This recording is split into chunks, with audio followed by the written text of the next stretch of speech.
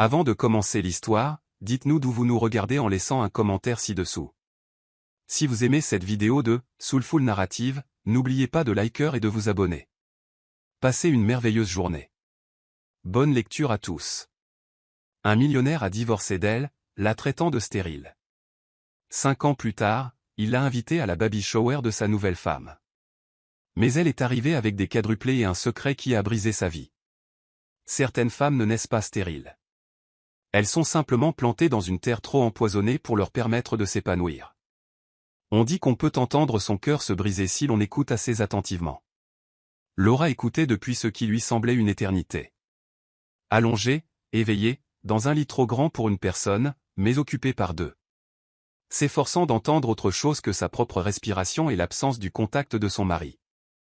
Le domaine des Carter avait été bâti pour un bonheur qui n'arriva jamais. Des sols en marbre s'étendaient à l'infini sous des lustres en cristal qui projetaient de la lumière, mais jamais de chaleur. Chaque pièce résonnait d'un silence coûteux. Laura avait appris à marcher sans bruit ici. Ses pas disparaissant dans la pierre, sa présence s'effaçant dans le papier peint et les ombres. Leur mariage avait été magnifique, de la même manière que des funérailles peuvent l'être. Tout le monde arborait un visage de circonstance, prononçait des mots appropriés, et feignait de ne pas remarquer que le marié embrassait sa femme avec toute la chaleur d'un homme signant un contrat. Evan l'avait épousé parce que sa mère l'en avait supplié, parce qu'elle se mourait et voulait le voir installé avant de partir. Dès cette première nuit, il ne la toucha jamais avec tendresse. Leur chambre était un continent de draps de soie avec un océan entre eux. Il rentrait tard, se glissait dans le lit sans un mot, et lui tournait le dos. Le matin, il était déjà parti. Te parle-t-il, avait demandé sa mère un jour, sa voix affaiblie par la maladie. Quand c'est nécessaire, avait répondu Laura. Les yeux de la vieille femme s'étaient emplis de larmes. Je pensais qu'avoir quelqu'un l'adoucirait, dit-elle. Mais Evan Carter restait de granit. Il rentrait chaque soir, montait les escaliers jusqu'à leur chambre, et restait sur son bord du lit tandis que Laura restait sur le sien. L'espace entre eux s'élargissait chaque nuit. Sa mère venait chaque semaine, la maladie la rendant mince comme du papier, ses yeux vifs comme des couteaux. Elle regardait Laura servir le thé, et ses yeux glissaient toujours vers le ventre de Laura. Toujours rien. Non, madame, pas encore. Alors peut-être devriez-vous voir un médecin. Il y a peut-être quelque chose qui ne va pas. Les mots résonnaient comme des accusations. Laura s'excusait avant que les larmes ne puissent venir, s'enfermait dans la salle de bain la plus éloignée de la véranda, et pressait ses mains contre son ventre plat, murmurant des excuses à des enfants qui refusaient de venir. Les chuchotements commencèrent dans la cuisine. Le cuisinier le dit à la gouvernante, qui le dit au jardinier, qui le dit au chauffeur. Laura les entendit un après-midi en passant devant le couloir des domestiques. Pauvre monsieur Evan. Marié à une femme qui ne peut pas lui donner d'enfant. Ma cousine avait le même problème. Il s'est avéré qu'elle était stérile. Quel dommage. Un si bel homme gâché avec une femme qui ne peut remplir sa fonction. Laura resta figée dans le couloir. Le mot stérile résonnait dans son crâne comme le glas sonnant pour un mort. Elle voulait se défendre. Mais avec quel mot? Quelle preuve avait-elle qu'ils avaient tort? Ce soir-là, elle essaya de parler à Evan de consulter des médecins ensemble. Il était dans son bureau, entouré de livres reliés en cuir qu'il n'ouvrait jamais. Je pensais que nous devrions peut-être consulter quelqu'un. Mais pourquoi? Nous n'avons pas encore conçu. Il ne leva pas les yeux. Tu peux voir qui tu veux. Je voulais dire ensemble. Nous deux. Alors il la regarda, ses yeux froids comme des pierres en hiver. Pourquoi aurais-je besoin de voir quelqu'un? Je n'ai aucun problème. Je ne dis pas que tu en as un. Le problème ne vient pas de moi, Laura. Le problème n'a jamais été le mien. Il retourna à ses papiers, la congédiant. Elle se tenait dans l'embrasure de la porte, se sentant devenir de plus en plus petite jusqu'à se demander si elle allait disparaître complètement. Les chuchotements dans le manoir devinrent plus forts, plus négligents. Le personnel ne prenait plus la peine de baisser la voix. Elle entendit le mot stérile associé à son nom, si souvent que cela commença à ressembler à son titre. Evan entendit aussi les chuchotements. Au lieu de la défendre, il commença à les répéter. « Combien de temps t'attends-tu à ce que j'attende » demanda-t-il une nuit dans l'obscurité. « Attendre ? Quoi ? Que tu fasses la seule chose pour laquelle tu as été amené ici. Laura sentit quelque chose se fissurer dans sa poitrine. Ce n'est pas juste. Juste? Je t'ai donné mon nom, cette maison, tout. Qu'est-ce que tu m'as donné en retour? J'ai essayé. Essayer ne suffit pas. Tu n'as rien produit. Après cette nuit-là, Evan cessa complètement de venir dans leur chambre. Laura se mit parfois à dormir par terre, incapable de supporter la vue de cet immense lit vide. Elle s'allongeait sur le tapis avec une couverture, la main pressée sur son ventre. Peut-être que s'il m'avait aimé, vous seriez venu. Peut-être que l'amour aurait pu guérir ce qui est brisé en moi. La nurserie que sa mère avait décorée restait fermée à clé. Laura n'y était entrée qu'une seule fois, peu après le mariage, quand l'espoir vivait encore en son cœur. La pièce était peinte en jaune pâle avec un berceau en bois sculpté et des rideaux où dansaient des papillons peints. Un soir, Laura se tenait devant la nurserie, la main sur la poignée. Evan la trouva là. « Qu'est-ce que tu fais? » J'étais juste en train de... Cette pièce n'est pas pour toi. Cette pièce était destinée à mes enfants, mes vrais enfants, pas aux fantasmes que tu t'obstines à faire semblant d'attendre. Il s'éloigna, laissant Laura la main toujours sur la poignée, son cœur se brisant si fort qu'elle était certaine que tout le manoir pouvait l'entendre.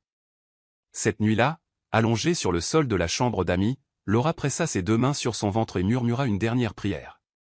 Peut-être dans une autre vie, peut-être dans une autre maison, peut-être avec un homme qui sait ce qu'est l'amour. Dehors, des nuages d'orage s'amassaient. Et Laura ferma les yeux, ne sachant pas que sa délivrance approchait, que parfois, il faut être complètement brisé avant de pouvoir se reconstruire.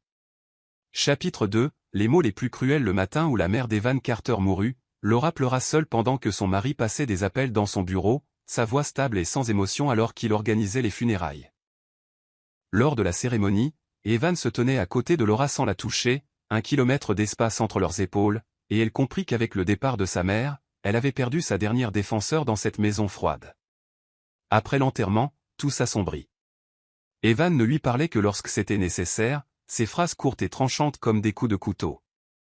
Le personnel évitait son regard, leur pitié plus insupportable que ne l'avait été leur chuchotement. Elle était dans le jardin un après-midi lorsque la gouvernante s'approcha d'un pas prudent. « Madame Carter, pardonnez-moi, mais j'ai entendu Monsieur Evan au téléphone.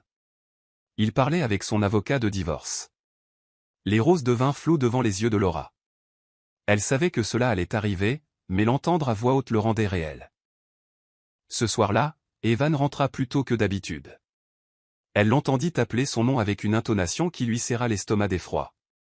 Il était dans la salle à manger, portant encore son manteau. « J'ai pris un verre avec des collègues ce soir. Sais-tu ce qu'ils m'ont demandé? Ils m'ont demandé quand ils pourraient rencontrer mes enfants. Ils m'ont demandé pourquoi ma femme ne m'a pas encore donné d'héritier. Evan, s'il te plaît. As-tu la moindre idée à quel point c'est humiliant d'être le seul homme sans enfant? De devoir trouver des excuses pour une femme qui ne peut pas accomplir la fonction de base pour laquelle elle a été conçue? S'il te plaît. Ce n'est pas juste. Nous pourrions voir des médecins ensemble. Je sais ce qui ne va pas, c'est toi, le problème. Tu ne peux pas me donner ce dont j'ai besoin. Tu ne le sais pas avec certitude. Pourquoi aurais-je besoin de voir quelqu'un? Ma lignée est parfaite. Le problème ne vient pas de moi, Laura. Il n'a jamais été le mien. Elle sentit les larmes monter. Alors que voudrais-tu que je fasse? Je veux que tu admettes la vérité. Tu es défectueuse, brisée. Quel que soit le mot que tu préfères, le sens est le même. C'est cruel. T'épouser était cruel. Perdre mon temps, attendre quelque chose qui n'arrivera jamais, c'était cruel. Tu m'as volé du temps. Du temps que j'aurais pu passer à construire une vraie famille avec une vraie femme. La pièce se mit à tourner. Elle s'agrippa au dossier d'une chaise pour se soutenir. Je suis une vraie femme. Vraiment? Parce que de mon point de vue, tu ressembles à une coquille vide, creuse, stérile. Le voilà. Le mot qu'elle attendait d'entendre de ses lèvres. Et Laura sentit quelque chose se briser complètement en elle. Je suis désolée, murmura-t-elle. Désolé ne suffit pas, désolé ne me donne pas d'enfant. Désolé n'efface pas l'erreur que j'ai faite en t'épousant. Elle voulait lui crier que le problème était peut-être sa froideur. Que les corps savent quand ils ne sont pas les bienvenus. Que les graines ne poussent pas dans une terre gelée. Mais les mots restèrent coincés dans sa gorge. Je veux que tu dormes dans l'aile des invités à partir de maintenant. Je ne supporte plus de te regarder. Ton échec. Les mots lui échappèrent avant qu'elle ne puisse les retenir. Tu parles comme si j'avais voulu ça. N'est-ce pas? Peut-être que tu t'empêchais de concevoir par dépit. L'accusation était si absurde que Laura ne put que le dévisager. Cet homme, qui ne l'avait jamais touchée avec gentillesse, croyait qu'elle lui refusait délibérément des enfants. Tu es fou, murmura-t-elle. Ses mains jaillirent et agrippèrent son bras, les doigts s'enfonçant dans sa chair assez fort pour laisser des bleus. Ne me parle plus jamais comme ça. Je suis ton mari. Je possède cette maison, tes vêtements, tout ce que tu touches. Tu existes parce que je le permets. Il la relâcha et s'éloigna, laissant Laura avec le bras endolori et le cœur en miettes. Cette nuit-là, elle dormit sur le tapis de la chambre d'amis, pressant sa main sur son ventre. Peut-être que l'amour aurait pu me guérir. Peut-être que la douceur aurait pu ouvrir ce qui est fermé à l'intérieur. L'orage qui couvait éclata finalement un soir où la pluie martelait les fenêtres et le tonnerre secouait les fondations du manoir. Laura était dans la véranda quand Evan apparut, tenant une enveloppe Kraft. Son cœur se mit à battre la chamade avant même qu'il ne parle. « Laura, nous devons parler. »« Qu'est-ce que c'est ? » ?»« Tu sais ce que c'est. » Il laissa tomber l'enveloppe sur la table. Un éclair illumina son visage d'une lumière blanche et crue, et elle n'y vit aucune pitié. « Les papiers du divorce. J'ai demandé à mon avocat de les rédiger. Ils sont très généreux, considérant que c'est plus que ce que tu mérites. Evan, s'il te plaît. Ne supplie pas. Ce mariage était une erreur. Ma mère m'y a poussé, et j'ai accepté parce qu'elle était mourante. Mais elle est partie maintenant, et je suis libre de corriger mon erreur. Ton erreur d'avoir cru que tu pouvais être ce dont j'avais besoin. J'ai besoin d'une vraie femme, Laura, pas d'une femme vide, pas de toi. La pluie martelait plus fort. Laura baissa les yeux sur l'enveloppe et sentit quelque chose changer en elle. Pas un chagrin d'amour, elle était déjà brisée. Ce qu'elle ressentit était plus proche du soulagement, mêlé à une terreur si profonde qu'elle menaçait de la noyer. Où vais-je aller? Ce n'est pas mon problème. Tu as de la famille quelque part, non? Retourne vers eux. Je m'en fiche. Tant que tu es parti de ma maison. Quand? Oh, ce soir. Le mot tomba comme le coup près d'un bourreau. Ce soir. Au milieu d'une tempête. Sans nulle part où aller et personne vers qui se tourner. C'est cruel. C'est la justice. Signe les papiers, Laura. Ses mains tremblaient tandis qu'elle prenait le stylo. Elle ne lut aucun des mots. Sa vie ici était terminée. Elle signa son nom sur chaque ligne, sa main se déplaçant automatiquement. Quand elle eut fini, Evan ramassa les papiers sans la regarder. Tu peux prendre une valise. Tout ce que tu peux porter. Rien de plus. Une valise? J'ai vécu ici. Ces biens ont été fournis par moi. Ils appartiennent à cette maison. Tu es arrivé avec presque rien, et tu repartiras avec la même chose. Elle était trop fatiguée pour se battre. Elle monta les escaliers dans un état second, trouva la petite valise qu'elle avait apportée lors de son mariage, et fit ses bagages rapidement. Quelques vêtements, des photographies, un livre que sa mère lui avait donné. Rien d'Evan. Quand elle redescendit, il attendait dans le hall, tenant son manteau. La pluie était assourdissante. Tu vas vraiment me faire partir sous cette tempête? Tu aurais dû y penser avant de me décevoir. Il ouvrit la porte. Le vent s'engouffra, apportant le froid, la pluie et l'odeur de la terre mouillée. Laura regarda dans l'obscurité, puis se tourna une dernière fois vers Evan. J'espère que tu trouveras ce que tu cherches. J'espère que ta prochaine femme te donnera tous les enfants que tu désires, et j'espère qu'ils grandiront pour être exactement comme toi, afin que tu puisses voir ce que tu es vraiment. Elle sortit dans la tempête sans attendre sa réponse. La pluie la frappait comme des poings, mais elle ne s'arrêta pas. Elle descendit la longue allée dans ses chaussures fines, sa valise lourde à la main. Derrière elle, les lumières du manoir brillaient contre la tempête. Elle ne regarda pas en arrière, seulement devant elle, maintenant, dans l'obscurité et vers ce qui l'attendait de l'autre côté de cette nuit. Chapitre 3, le chemin du salut. La pluie effaçait le monde. Laura pouvait à peine voir devant elle, distinguant à peine la route du fossé. Sa valise devenait plus lourde à chaque pas, gorgée d'eau et tirant sur son bras, mais elle ne pouvait pas l'abandonner. Elle contenait les derniers morceaux de ce qu'elle avait été avant Evan Carter. Ses chaussures furent ruinées en quelques minutes. Ses pieds étaient engourdis par le froid. Sa robe lui collait au corps, lourde et restrictive, mais elle marchait quand même, car marcher était tout ce qui lui restait. Le domaine des Carter se trouvait loin de la ville, isolé à dessein. Laura n'y avait pas pensé en partant. Elle n'avait pensé qu'à s'échapper. Maintenant, elle était seule sur une route qui semblait ne mener nulle part, avec des nuages d'orage bloquant la lune qui aurait pu la guider. Ses jambes tremblaient. Le froid s'était infiltré dans ses os, faisant claquer ses dents, faisant trembler ses mains. Elle pensa à abandonner la valise, mais une partie d'elle, têtue, refusa. Un éclair déchira le ciel, et dans cette brève illumination, Laura vit à quel point elle avait marché. La route s'incurvait dans l'obscurité, entourée d'arbres qui se penchaient comme des pleureuses. Elle était complètement seule. Le tonnerre suivit, si fort qu'il secoua sa poitrine. La pluie s'intensifia, tombant en rideaux qui rendaient la respiration difficile. Laura trébucha, se rattrapa, continua de marcher. Elle ne vit pas la racine d'arbre qui attrapa son pied. Un instant elle marchait, l'instant d'après elle tombait, sa valise s'échappant de sa prise pour atterrir dans une flaque. Elle resta allongée sur le pavé mouillé, la pluie martelant son dos, et pendant un moment, elle ne put tout simplement plus bouger. C'est comme ça que ça se termine, pensa-t-elle. Seule sur une route sous la pluie, mourant de froid, de honte et d'un cœur brisé. Elle essaya de se relever, mais ses bras n'avaient plus de force. Elle réussit à rouler sur le dos, fixant le ciel noir, la pluie frappant son visage comme des accusations. L'engourdissement se propageait, ce qui était presque une miséricorde. Ses yeux se fermèrent.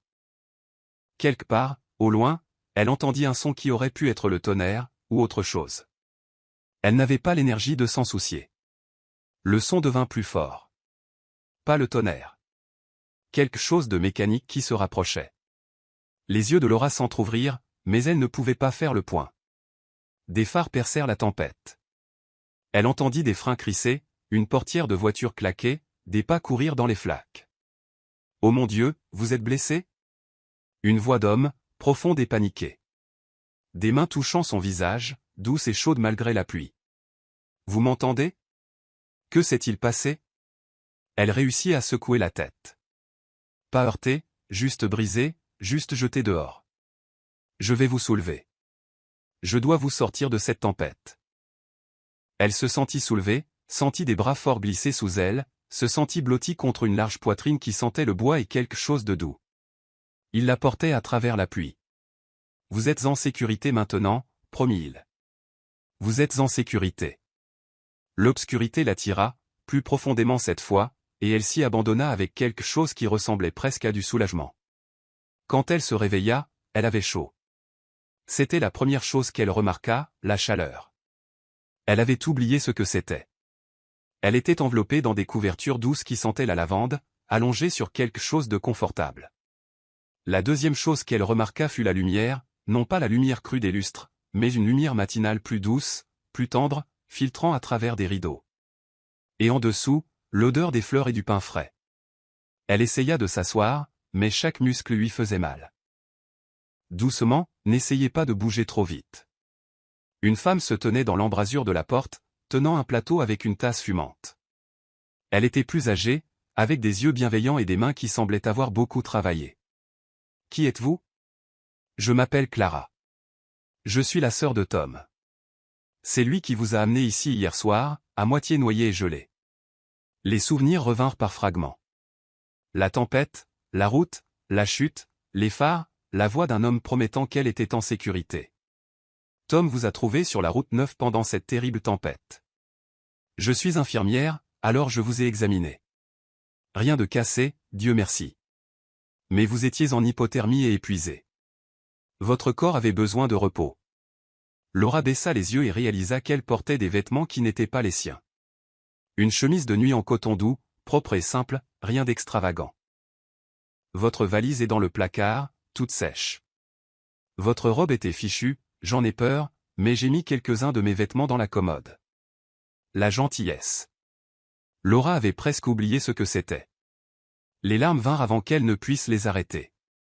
Je suis désolée. Je ne voulais pas pleurer. Clara s'assit sur le bord du lit et prit la main de Laura. Ma chérie, pleurez tout ce dont vous avez besoin. Je ne sais pas ce qui vous a mis sur cette route au milieu d'une tempête, mais je sais que ce n'était rien de bon. Vous êtes en sécurité ici. C'est tout ce qui compte pour le moment. Les mots brisèrent quelque chose en Laura.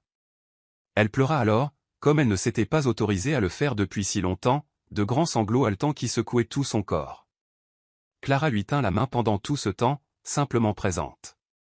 Quand les larmes se calmèrent enfin, Clara lui tendit un mouchoir. Mieux? Laura hocha la tête, incapable de parler encore. Bien. Maintenant, reposez-vous encore un peu, et quand vous vous sentirez d'attaque, descendez. Tom voudra savoir que vous êtes réveillé. Plus tard, quand elle se sentit enfin assez forte pour quitter le lit, Laura descendit. La maison était petite mais chaleureuse, habitée, pleine d'un chaos confortable qui parlait d'un vrai foyer. Des photographies couvraient les murs, des livres débordaient des étagères, et la lumière du soleil entrait à flot par les fenêtres. Elle trouva Tom dans la cuisine, debout devant la cuisinière, remuant quelque chose dans une grande marmite. Il était grand et large d'épaules, avec des mains qui semblaient fortes et capables. Quand il se tourna au son de ses pas, son visage s'illumina d'un sourire. « Vous êtes réveillé. Comment vous sentez-vous ? » Mieux.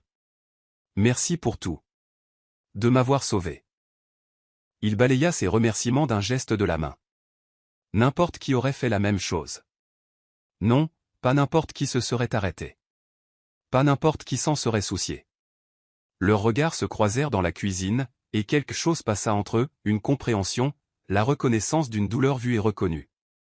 Eh bien, je suis content d'avoir été sur cette route quand vous aviez besoin de quelqu'un. S'il vous plaît. Asseyez-vous. J'ai fait de la soupe. Laura s'assit à la petite table de la cuisine, et Tom versa de la soupe dans un bol, le posant devant elle avec une douceur qui lui rappela qu'il l'avait portée sous la pluie. La soupe était parfaite, simple, chaude et pleine de saveurs qui lui firent réaliser depuis combien de temps elle n'avait rien mangé de préparé avec soin. Vous n'avez pas à me raconter ce qui s'est passé, dit Tom, s'asseyant en face d'elle avec son propre café, mais si jamais vous voulez en parler, je sais écouter. Laura posa sa cuillère. Elle regarda cet homme qui lui avait sauvé la vie sans rien demander, et elle prit une décision. J'ai quitté mon mari. Ou plutôt, il m'a mise à la porte en pleine tempête. Le visage de Tom s'assombrit. Il vous a mise dehors par ce temps ? Il en avait fini avec moi. Je ne pouvais pas lui donner ce qu'il voulait, alors je n'étais plus utile. Quel genre d'homme met sa femme à la porte sous un orage ? Le genre qui ne l'a jamais aimé, pour commencer. Un silence s'installa entre eux. Tom tendit la main sur la table et couvrit ses mains tremblantes des siennes. Ses mains étaient chaudes et rugueuses de callosité, des mains de travailleur, et son contact était si doux que Laura sentit à nouveau les larmes la menacer. Vous n'êtes pas inutile. Quoi qu'il vous ait dit, quoi qu'il vous ait fait croire, c'était un mensonge. Vous êtes une personne qui mérite la gentillesse, la sécurité et un endroit où se reposer. Laura baissa les yeux sur ses mains couvrant les siennes et sentit quelque chose bouger dans sa poitrine. Pas de l'amour, pas encore, mais sa possibilité. Merci, murmura-t-elle. Vous êtes la bienvenue ici aussi longtemps que vous en aurez besoin. Sans pression, sans attente. Juste un endroit pour guérir. Et pour la première fois depuis qu'elle avait signé ses papiers de divorce, Laura ressentit autre chose que du désespoir. Elle sentit le faible frémissement de l'espoir, fragile comme une nouvelle graine, mais bien réelle. Peut-être que son histoire n'était pas terminée après tout. Peut-être qu'elle ne faisait que commencer. Chapitre 4, l'architecture de la guérison. Les jours se déroulèrent comme les pages d'un livre que Laura n'avait jamais lu auparavant. Elle se réveillait à la lumière du soleil au lieu du jugement, à l'odeur du café au lieu du silence froid, au son de Tom se déplaçant dans sa maison avec une aisance naturelle. Il partait tôt pour son travail de constructeur de maison, mais avant de partir, il laissait des fruits frais sur le comptoir de la cuisine et un mot. Les mots étaient simples, écrits sur des bouts de bois ou des sacs en papier, mais ils la faisaient sourire. Bonjour, Laura. Café dans la cafetière, pain au four. Repose-toi aujourd'hui. Les livres sur l'étagère sont à toi. Je recommande celui avec la couverture bleue. Clara passe cet après-midi. Sois gentil avec elle. Elle a de bonnes intentions. Même quand elle s'agite. Clara s'agitait, en effet. Arrivant l'après-midi avec des provisions, des fleurs fraîches ou de petites choses dont elle pensait que Laura pourrait avoir besoin. Elles s'asseyaient ensemble sur le porche, parlant de tout et de rien. Clara ne la pressait jamais de questions sur son passé, ne lui donnait jamais l'impression de lui devoir quoi que ce soit. « Tu as meilleure mine », observa Clara un après-midi, « les couleurs te reviennent aux joues. Je me sens mieux, plus forte. » Bien. Cet homme à moi, enfin, mon frère, il cuisine comme si sa mission était de te faire grossir. Laura rit, le son la surprenant. Il a bon cœur, c'est vrai. Il sauve toujours les chats errants et les oiseaux blessés, et apparemment les femmes qu'il trouve sur les routes en pleine tempête. La voix de Clara était taquine, mais ses yeux étaient vifs. Il t'apprécie, tu sais. Il me connaît à peine. Il en sait assez. Tom a un bon instinct pour les gens. Quand il t'a ramené cette nuit-là, j'ai vu quelque chose sur son visage que je n'avais pas vu depuis longtemps. De la protection, oui, mais plus que ça. De la reconnaissance. Je ne suis pas un projet. Non, tu ne le es pas, et il le sait. Ne confonds juste pas sa gentillesse avec de la pitié. Les mots restèrent avec Laura. Elle y pensa en se déplaçant dans la maison, se familiarisant avec ses rythmes. La maison ne ressemblait en rien au manoir des Carter. Elle était petite et pratique, construite des propres mains de Tom, pleine de bois qu'il avait coupé, poncé et façonné avec soin. Elle trouva son atelier derrière la maison un après-midi. La porte était ouverte, et à l'intérieur, elle pouvait voir des outils suspendus au mur, de la sûre couvrant le sol, et des meubles à moitié finis. Une chaise à bascule se trouvait dans un coin. Son bois brillait d'un éclat doré. C'est pour une famille qui attend son premier bébé, la voix de Tom venait de derrière elle. La mère a demandé quelque chose que sa grand-mère aurait pu avoir. C'est magnifique. Ce le sera quand ce sera fini. Pour l'instant, c'est juste du potentiel. Il la regarda avec ses yeux bienveillants. Comme la plupart des choses qui valent la peine d'être construites. Ils se tinrent ensemble dans l'embrasure de la porte, et Laura sentit quelque chose changer entre eux. Pas de la romance, pas encore, mais ses fondations. « Tu veux voir comment on fait ?» demanda Tom. « Je pourrais te montrer. » Il lui apprit cet après-midi-là les secrets du bois, comment différents types avaient des veines, des forces différentes. Il lui montra comment poncer dans le sens du grain et non contre, comment sentir quand une surface était vraiment lisse. On ne peut pas précipiter un bon travail du bois, expliqua-t-il en guidant ses mains. Si tu essaies de le forcer, le bois résiste. Il faut travailler avec lui, le comprendre, lui donner le temps de devenir ce qu'il est censé être.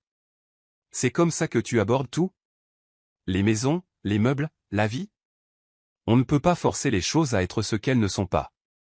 Il faut respecter ce qu'elles sont, et les aider à devenir la meilleure version d'elles-mêmes.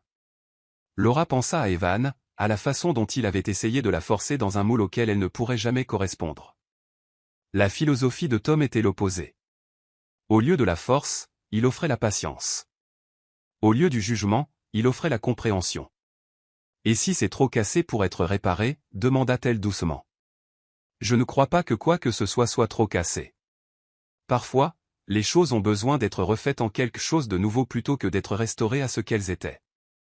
Mais cassé ne veut pas dire sans valeur. Ça veut juste dire changer. » Elle leva les yeux vers lui et comprit qu'il ne parlait pas seulement de bois. Les semaines passèrent, et Laura se retrouva lentement à faire partie du rythme de la vie de Tom. Elle apprit à cuisiner dans sa cuisine, utilisant ses recettes et ajoutant ses propres touches. Elle apprit à s'occuper de son petit jardin, faisant pousser des légumes avec patience. Elle apprit à s'asseoir sur le porche le soir, regardant les couchers de soleil peindre le ciel de couleurs impossibles. Tom ne la pressait jamais, ne la poussait jamais à parler de son passé ou à prendre des décisions sur son avenir. Il existait simplement à ses côtés, partageant l'espace, les repas et des silences confortables.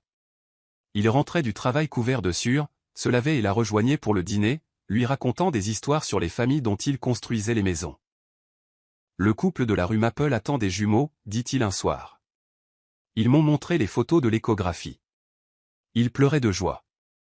Ça doit être merveilleux d'être témoin de ça. Ça l'est. J'aime mon travail parce que je ne construis pas seulement des murs et des toits. Je construis l'endroit où ces bébés feront leurs premiers pas, où ils auront des fêtes d'anniversaire. Je construis le contenant pour des souvenirs qui ne se sont pas encore produits.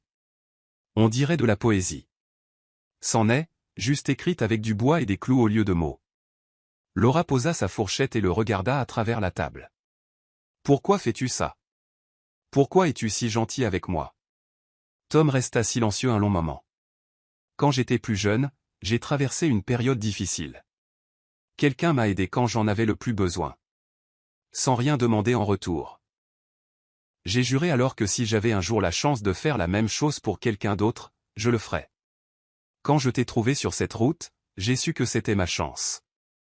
Donc je suis ta bonne action. Non, tu es une personne qui avait besoin d'aide, et je suis une personne qui pouvait en donner. Ce n'est pas plus compliqué que ça. Mais c'était plus compliqué, et ils le savaient tous les deux. L'air entre eux avait changé. Les contacts accidentels dans la cuisine, la façon dont leurs regards se croisaient et se maintenaient, les conversations qui s'étiraient tard dans la nuit. Un soir, alors qu'ils étaient assis sur le porche à regarder les lucioles danser, Tom tendit la main et prit la sienne. « Je dois te dire quelque chose. »« Qu'est-ce que c'est ? » ?»« Je suis en train de tomber amoureux de toi. » Les mots restèrent en suspens dans l'air, honnêtes, vulnérables et terrifiants. Le premier instinct de Laura fut de se retirer, de se protéger, mais quelque chose l'arrêta. Elle regarda son visage et n'y vit aucune attente, juste une vérité offerte librement. « Tu n'as pas à dire quoi que ce soit en retour, » continua Tom rapidement. « J'avais juste besoin que tu le saches. Que tu ressentes la même chose ou non, je suis reconnaissant de ce que tu as apporté dans ma vie. » Laura serra sa main, incapable de parler au-delà de l'émotion qui lui nouait la gorge. Elle n'était pas prête à dire les mêmes mots, mais elle pouvait offrir sa propre vérité. Tu me donnes l'impression d'être à nouveau une personne. Pas un échec, pas une déception, juste une personne. Je ne pensais pas que quelqu'un pourrait me faire ressentir ça. Tu as toujours été une personne, Laura. Tu avais juste besoin de quelqu'un qui puisse te voir clairement. Ils restèrent assis ensemble dans l'obscurité grandissante, les mains jointes, et Laura sentit quelque chose qu'elle croyait mort commencer à revivre. Pas l'amour, pas encore, mais sa possibilité. Peut-être que ce charpentier, avec ses mains douces et son cœur patient, pourrait lui apprendre ce que l'amour était censé être. Peut-être que dans cette petite maison pleine de bois, de chaleur et de gentillesse authentique, elle pourrait enfin apprendre à s'épanouir. Chapitre 5, 4 graines d'espoir. Le printemps laissa place à l'été, et Laura se trouva incapable d'imaginer partir.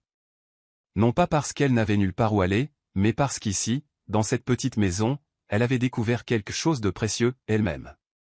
La femme qui avait quitté le manoir des Carter était une coquille vide. La femme qui s'occupait maintenant du jardin, préparait le dîner et s'asseyait sur le porche avec Tom était quelqu'un de différent, de plus fort, quelqu'un qui riait facilement, disait ce qu'elle pensait et ne tressaillait pas quand les ombres tombaient. Ses sentiments pour Tom s'étaient approfondis lentement, naturellement, comme des racines poussant dans la terre. Il n'y avait pas d'attente, pas de rôle à jouer, pas le sentiment de lui devoir quoi que ce soit. Tom existait simplement à ses côtés, lui faisant de la place pour être exactement qui elle était. Un soir de fin d'été, ils étaient assis sur le porche, regardant le soleil peindre le ciel. Tom avait été silencieux toute la journée, et Laura sentait que quelque chose le préoccupait. « Qu'est-ce qui ne va pas ?» demanda-t-elle enfin. Il se tourna pour la regarder, et elle vit de la nervosité dans ses yeux. « Rien ne va mal. Tout va bien. » En fait, il s'agenouilla devant elle, prenant ses deux mains dans les siennes. Le souffle de Laura se coupa. « Laura, je sais que tu as été blessée. Je sais que tu as toutes les raisons d'être prudente avec ton cœur, mais je ne peux plus prétendre que je veux autre chose que l'éternité avec toi. » Il fouilla dans sa poche et en sortit quelque chose de petit. « J'ai fait ça pour toi. Ce n'est pas luxueux, mais c'est fait de mes propres mains, et c'est fait pour durer. » Il ouvrit sa paume pour révéler une bague en bois, lisse et parfaitement façonnée, incrustée de minuscules fleurs sculptées si délicatement qu'elles semblaient réelles. C'était la plus belle chose que Laura ait jamais vue. « Je veux construire un foyer où ton cœur pourra enfin se reposer. Pas comme une invitée ou quelqu'un que j'ai sauvé, mais comme ma partenaire, ma femme, mon égale en tout. Veux-tu m'épouser ?» Des larmes coulaient sur le visage de Laura avant même qu'il ait fini de parler. Elle n'avait jamais entendu une demande en mariage comme celle-ci. Evan l'avait demandé en mariage avec une bague en diamant et une transaction. Tom lui offrait un foyer, un partenariat, un endroit où son cœur pourrait se reposer. « Oui, dit-elle, la voix brisée. Oui, Tom, je veux bien t'épouser. » Il glissa la bague en bois à son doigt, et elle lui allait parfaitement. Tom se leva et la prit dans ses bras, et Laura ressentit quelque chose qu'elle n'avait jamais ressenti lors de son premier mariage, la certitude. Ils se marièrent par une fraîche matinée d'automne, en présence de Clara et d'une poignée d'amis proches de Tom. Pas de manoir, pas d'invités de la haute société, pas de performance. Juste des vœux prononcés dans le jardin de Tom, sous un arbre qu'il avait planté lui-même. « Je promets de te construire une maison où le rire habite, » dit Tom, sa voix stable malgré l'émotion dans ses yeux. « Je promets de remplir cette maison de tout l'amour que j'ai gardé, » répondit Laura, pesant chaque mot. Leur mariage était tout ce que son premier n'avait pas été. Tom la touchait avec révérence, lui parlait avec gentillesse, lui faisait l'amour avec une tendresse qui lui fit comprendre ce qui lui avait manqué. Ils étaient partenaires dans tous les sens du terme, construisant une vie ensemble à partir de zéro, la petite maison remplie de leur présence combinée. Laura ajouta ses propres touches. Des rideaux qu'elle cousait, des tableaux qu'elle trouvait sur les marchés locaux, des herbes qu'elle cultivait. Tom agrandit la cuisine pour elle, lui construisit un coin lecture, grava son nom dans le bois et l'accrocha près de la porte d'entrée à côté du sien. La maison des Bennett, était-il écrit. Où vit l'amour? Peu de temps après leur mariage, Laura commença à se sentir étrange. Au début, elle l'attribua au bonheur, mais les symptômes persistèrent. Une fatigue qu'aucune quantité de sommeil ne pouvait guérir. Des nausées le matin. Une sensibilité aux odeurs. Elle l'ignora pendant des semaines, craignant de reconnaître ce que cela pourrait signifier. Mais Clara, avec son instinct d'infirmière, remarqua. « Laura, ma chérie, as-tu suivi tes cycles ?» Laura dut y réfléchir. Avec tout ce qui s'était passé, elle avait cessé d'y prêter attention. Quand elle fit le calcul, son cœur commença à s'emballer. « Je ne sais pas. Ça fait un moment. » Le visage de Clara s'adoucit en un sourire. « Je pense que tu dois voir un médecin. » Non. Le mot sortit brusquement. Sur la défensive. « Je ne peux pas, Evan a dit que j'étais stérile. » Quels médecins t'ont réellement examiné, ma chérie? Avez-vous déjà consulté quelqu'un ensemble? Laura réalisa, avec un choc, que non.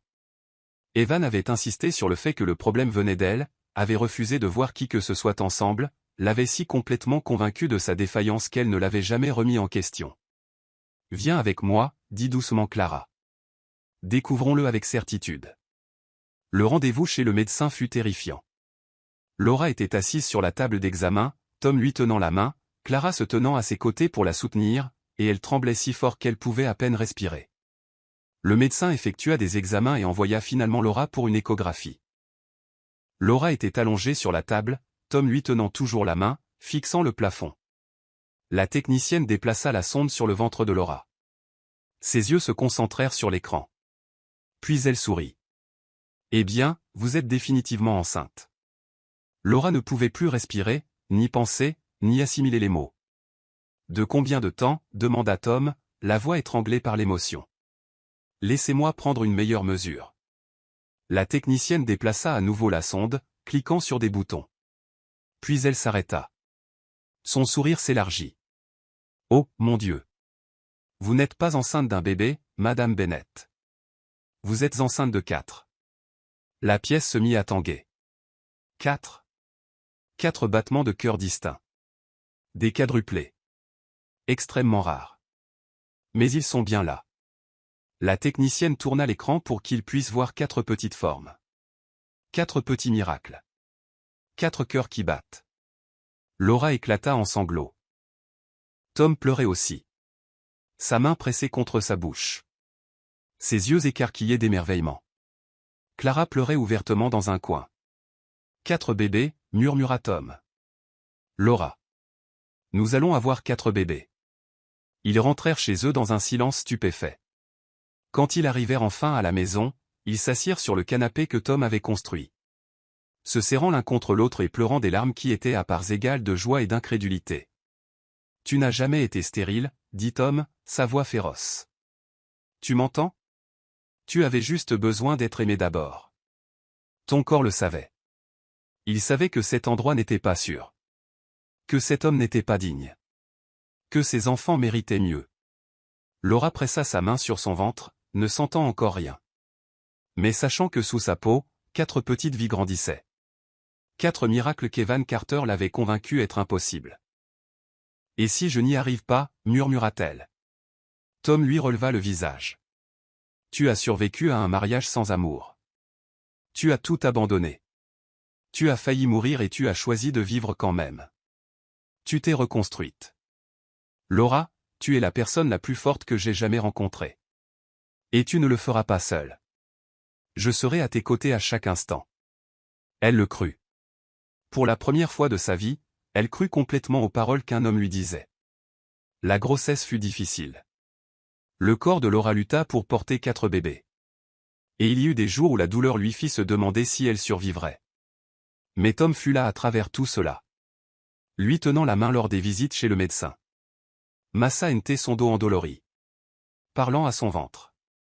Et disant à leurs enfants à quel point ils étaient déjà aimés. Le jour où le travail commença, Tom conduisit plus vite qu'il ne l'avait jamais fait. Clara sur la banquette arrière, coachant Laura à travers les contractions. L'accouchement fut long et compliqué. Mais Tom ne la quitta jamais. Tu peux le faire, ne cessait-il de répéter. Ramène nos enfants à la maison, Laura. Et elle le fit. À travers la douleur, la peur et la détermination, elle mit au monde 4 bébés. 2 fils et 2 filles. Chacun parfait. Chacun pleurant avec des poumons sains. Chacun témoignant du mensonge selon lequel elle était stérile. Tom lui tint la main pendant tout ce temps. Pleura Ente ouvertement. Murmura Ente. Tu n'as jamais été stérile. Tu étais juste mal aimé. Mais maintenant tu es aimé. Et regarde ce que tu as créé. Quand ils placèrent enfin les bébés dans ses bras. Tous les 4 à la fois, avec l'aide de Tom. Laura baissa les yeux sur leur petit visage. Et ressentit un amour si immense et féroce qu'il menaça de la consumer. Vous êtes venu parce que vous saviez que c'était sur maintenant, murmura-t-elle. Vous avez attendu que l'amour soit là d'abord. Tom enlaça tout le monde. Sa famille. Et ils restèrent assis ensemble dans cette chambre d'hôpital. Entourés d'amour et de vie. Et de la preuve que parfois, les mensonges les plus cruels peuvent être vaincus par les plus belles vérités. Laura n'avait jamais été stérile. Elle était juste plantée dans du poison. Et quand elle fut finalement transplantée dans une terre qui pouvait la nourrir, elle s'épanouit au-delà des rêves les plus fous de quiconque. Les premiers jours avec les quadruplés furent un chaos magnifique. Tom et Laura traversaient leur journée, élaborant des stratégies pour les changements de couches et les horaires de repas. Mais à travers toute cette fatigue, il y avait une joie infinie. Ils nommèrent leurs enfants avec soin.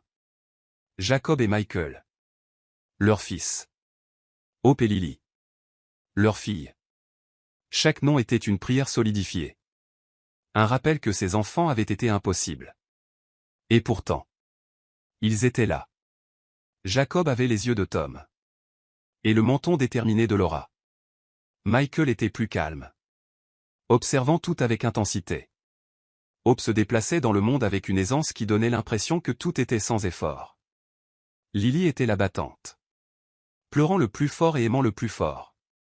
4 personnes complètement différentes, observa Tom un soir.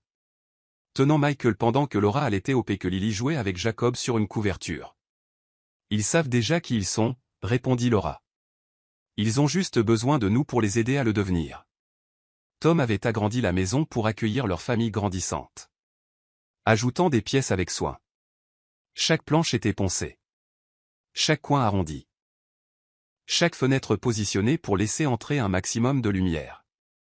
La nurserie était maintenant le cœur de la maison. Pleine de berceaux, de tables allongées et de paniers débordant de petits vêtements. Laura avait cousu des rideaux avec des étoiles et des lunes. Et Tom avait peint une fresque murale montrant une forêt pleine d'animaux qui veillaient sur les bébés pendant leur sommeil. Clara venait tous les jours, apportant des provisions et offrant ses mains pour tout ce qui devait être fait. La communauté accueillit la famille Bennett avec chaleur. Les voisins passaient avec des plats cuisinés et des vêtements d'occasion. La femme qui tenait la boulangerie apportait du pain frais chaque semaine. C'est à ça que la communauté est censée ressembler, dit Tom. Des gens qui prennent soin des gens. Je n'ai jamais eu ça avant, admit Laura. Dans le monde des vannes, tout le monde était trop occupé à se faire concurrence pour s'entraider vraiment. Les enfants grandissaient plus vite que ce qui semblait possible. Un jour, ils étaient de minuscules nourrissons. Et le lendemain, ils se retournaient. S'asseyaient. Rampaient avec détermination. La maison résonnait de leur bruit. Des pleurs, des gazouillis et, finalement, de ce rire pur de bébé qui semblait contenir toute la joie du monde. Tom était un père naturel. Il changeait les couches sans se plaindre. Se réveillait pour les tétés de minuit. Chantait des berceuses de sa voix profonde. Il construisait des jouets avec des chutes de bois dans son atelier. Des blocs de bois. Des puzzles simples. De petites voitures. Il leur parlait constamment. Leur lisant des livres. Même s'ils ne pouvaient pas encore comprendre. Ils apprennent le son de ta voix, lui dit Laura. Ils apprennent à quoi ressemble un père. C'est à ça que chaque père devrait ressembler. Mais je suis content d'être le leur. Laura découvrit que la maternité était différente quand elle venait avec un partenariat. Tom n'appelait jamais le fait de s'occuper de ses enfants aider. Il était leur père. Et c'était son travail autant que le sien. Ils développèrent des routines qui maintenaient le chaos gérable. Tom se réveillait tôt et s'occupait de la première tétée. Elle prenait le relais l'après-midi pendant qu'il travaillait. Ils s'occupaient du coucher ensemble. Chacun prenant 2 bébés. Les berçant et chantant jusqu'à ce que les 4 soient endormis. Les rares soirs où tous les enfants dormaient en même temps, Tom et Laura s'effondraient ensemble sur le canapé. Trop épuisés pour bouger. Mais comblés d'une manière qu'aucun des deux n'avait jamais connue. C'est nous qui avons fait ça, murmurait Laura. Regardant autour d'elle la maison pleine de preuves de leurs enfants. Des jouets éparpillés. De petits vêtements qui sèchent. Des biberons attendant d'être lavés point. C'est notre œuvre, Tom en conviendrait. La serrant contre lui. Et c'est la plus belle chose que j'ai jamais construite. La ville adopta les quadruplés Bennett comme leur miracle collectif. Les gens arrêtaient la famille dans la rue. Le journal local publia un article avec une photo. Des inconnus les abordaient à l'épicerie, leur offrant des félicitations et glissant parfois de l'argent dans les mains de Laura pour les bébés. Des quadruplés, ça doit coûter cher. Et ils coûtaient cher. Tom accepta des projets supplémentaires, travaillant de plus longues heures. Mais il ne se plaignit jamais. Laura gérait leur budget avec créativité, cousant des vêtements à partir de vieux tissus. Elle fabriquait des jouets avec des objets du quotidien. Mais ils possédaient une richesse qui n'avait rien à voir avec l'argent. Leur maison débordait de rire et d'amour. Les enfants franchissaient les étapes de leur développement en groupe. Tous les 4 se mirent à ramper à quelques jours d'intervalle. Tous les 4 se tinrent debout la même semaine. Tous les 4 firent leurs premiers pas, presque à l'unisson. Ils s'encouragent mutuellement, observa le pédiatre. Avoir des frères et sœurs du même âge les pousse à suivre le rythme. C'est tout à fait remarquable. Ce qui était remarquable pour Laura, c'était de voir ses enfants devenir des personnes. Jacob était le meneur. Toujours le premier à comprendre les choses. Michael était le penseur, observant en retrait avant d'essayer. Hope était la diplomate, capable de calmer ses frères et sœurs quand ils s'énervaient. Lily était l'aventurière. Prête à tout essayer une fois. Tom leur construisit une aire de jeu dans le jardin, avec des balançoires et un petit toboggan. Il la fit basse et aux bords arrondis, sans danger pour de jeunes enfants apprenant la coordination. Laura s'asseyait sur le porche et les regardait jouer, ces 4 miracles. Qui démentaient chaque mensonge qu'Evan Carter lui avait jamais raconté. À mesure que les enfants grandissaient, leur personnalité ne faisait que s'affirmer. Ils se disputaient et se réconciliaient. Jouaient ensemble. Et avaient parfois besoin de s'éloigner les uns des autres. Ils s'aimaient farouchement et se chamaillaient bruyamment. Comme tous les frères et sœurs. Clara était leur tante préférée, les gâtant avec des biscuits et des histoires. Elle leur apprit à planter des graines dans le jardin. Leur montra comment faire des pâtés de boue. Et les laissait l'aider à faire des gâteaux. Même si cela signifiait que la farine finissait partout. Tom leur apprit le bois, les laissant s'asseoir dans son atelier pendant qu'ils travaillaient.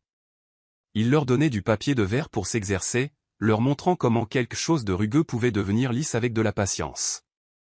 Laura leur apprit à cuisiner. Elle approchait des chaises du comptoir pour qu'ils puissent aider à mélanger, verser et mesurer. Elle leur lisait une histoire tous les soirs, tous les 4 blottis dans un seul lit. Leur petit corps chaud contre le sien, tandis qu'elle donnait vie au récit. La maison que Tom avait construite s'agrandissait avec la famille. Des pièces étaient ajoutées au besoin, toujours avec le même soin.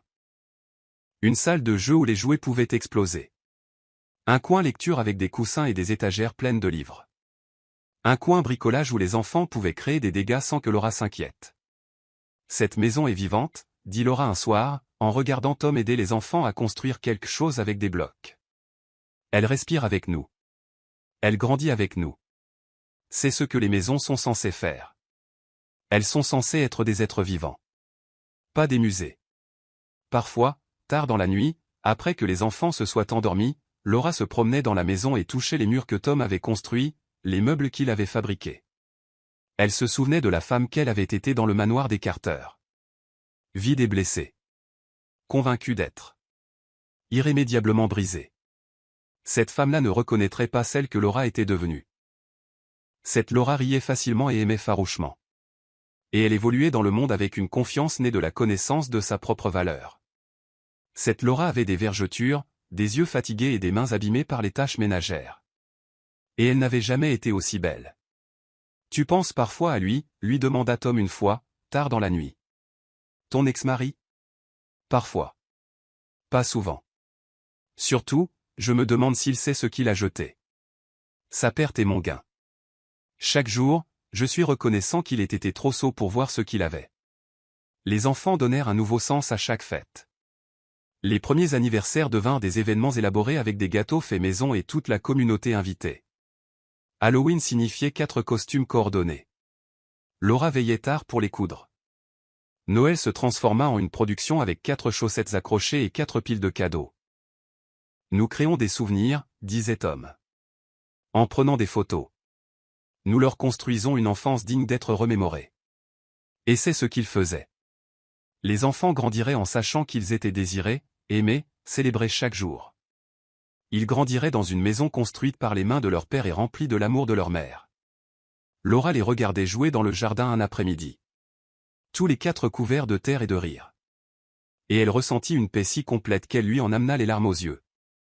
Ces enfants étaient la preuve de tout ce à quoi elle avait survécu. Ils étaient la preuve qu'Evan Carter avait eu tort à son sujet. La preuve que l'amour pouvait guérir ce que la cruauté avait brisé. Tom s'approcha derrière elle et l'enlaça par la taille. « À quoi tu penses? Que je suis la femme la plus chanceuse du monde? Que ces 4 bébés m'ont sauvé la vie aussi sûrement que tu l'as fait? Que chaque épreuve que j'ai traversée en valait la peine parce qu'elle m'a mené jusqu'ici? Tu t'es sauvé toi-même. Je t'ai juste donné un endroit sûr pour le faire. » Ils restèrent là, ensemble, à regarder leurs enfants, cette famille qu'ils avaient bâtie à partir de rien. Ce miracle né de seconde chance et d'un amour véritable. Et Laura comprit avec une clarté parfaite qu'elle n'avait pas simplement survécu à son premier mariage. Elle l'avait entièrement transcendé. Chapitre 7, le vide doré. Pendant que Laura Bennett construisait une vie pleine de rire, Evan Carter découvrait qu'obtenir ce que l'on veut signifie parfois réaliser que ce n'était jamais ce dont on avait besoin. Sophia Reynolds fit irruption dans sa vie tel un ouragan chaussé de talons de créateur. Elle était tout ce que les pages mondaines célébraient. Belle, bien connectée, photogénique, constamment entourée de gens qui comptaient. Elle était aussi tout ce que Laura n'avait pas été. Bruyante, sûre d'elle, avide d'attention. Evan la rencontra à un gala de charité quelque temps après la finalisation de son divorce. Elle tenait salon près du bar, son rire résonnant à travers la salle. Quand elle le regarda, son regard calcula sa valeur nette avant même de connaître son nom. « Evan Carter », dit-elle en tendant une main parfaitement manucurée. « J'ai entendu parler de vous. J'admire la cruauté chez un homme. » Il aurait dû y voir un avertissement.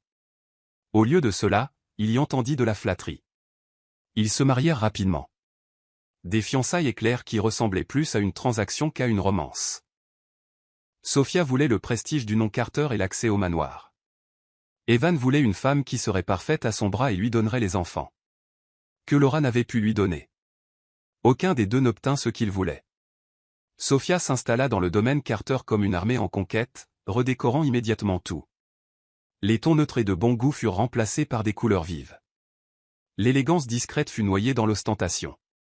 Elle engagea des photographes pour la suivre à travers la maison, publiant des images qui donnaient à leur vie un air glamour tout en occultant tout ce qui révélait le vide. Sa présence sur les réseaux sociaux explosa. Des milliers d'abonnés la regardaient orchestrer une vie qui n'existait que sur les photos. La réalité derrière l'objectif était différente. Tu dois vraiment travailler ce soir, demandait-elle en faisant la moue. Je voulais aller au vernissage de la galerie.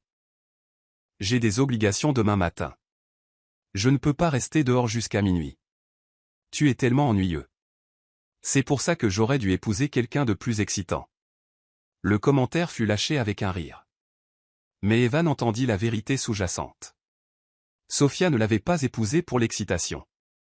Elle l'avait épousé pour l'argent et le statut, et il était censé fournir les deux sans faire de demande en retour. Leur mariage s'installa dans une routine. Sophia organisait des événements somptueux qui existaient principalement pour le contenu des réseaux sociaux. Evan travaillait de longues heures et rentrait dans une maison qui ressemblait plus à un hôtel qu'à un foyer. Ils dormaient dans le même lit, mais auraient aussi bien pu être sur des continents différents. Le fantôme de sa mère hantait le manoir. Il passait devant la chambre qu'elle avait occupée et se souvenait de sa déception quand il avait divorcé de Laura. Ses dernières paroles sur le fait de jeter quelque chose de réel pour quelque chose de brillant. Il avait alors ignoré ses inquiétudes. Maintenant, il commençait à se demander si elle n'avait pas eu raison. Les dépenses de Sophia étaient astronomiques. Les factures arrivaient pour des vêtements, des bijoux, des soins au spa, des séances photos et des luxes qu'elle considérait comme des nécessités. Quand Evan essaya de discuter d'un budget, elle rit. Ne sois pas vulgaire. Nous sommes riches. Nous sommes riches parce que je travaille pour ça. Parce que je gère nos ressources avec soin. Alors gère-les. Mais ne t'attends pas à ce que je vive comme une pauvresse. Le contrôle. Le mot le blessa car il était en partie vrai. Evan avait aimé contrôler Laura parce qu'elle était calme et docile. Sophia n'était rien de tout cela, et sa résistance le frustrait d'une manière qu'il ne pouvait articuler. L'ironie ne lui échappait pas. Il avait divorcé de Laura en partie parce qu'elle le faisait se sentir inadéquat. Maintenant, il avait une femme qui le faisait se sentir inadéquat de différentes manières. La question des enfants revenait de temps en temps. Mais Sophia éludait toujours. Pas encore. Je ne suis pas prête à ruiner mon corps. Nous sommes mariés depuis un certain temps. Je pensais que tu voulais une famille. Je le veux, un jour. Quand je serai prête. Ne me mets pas la pression. Alors Evan attendit, de plus en plus frustré, se demandant s'il avait échangé un mariage sans enfant contre un autre. Au moins, Laura avait voulu des enfants. Sophia traitait le sujet comme un inconvénient. Ses séances photos devinrent plus fréquentes. Elle engagea un jeune photographe nommé Lucas, spécialisé dans les clichés de style de vie glamour.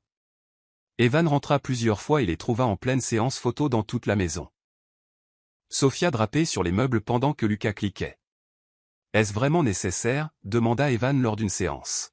« Oui. C'est nécessaire. C'est ma carrière.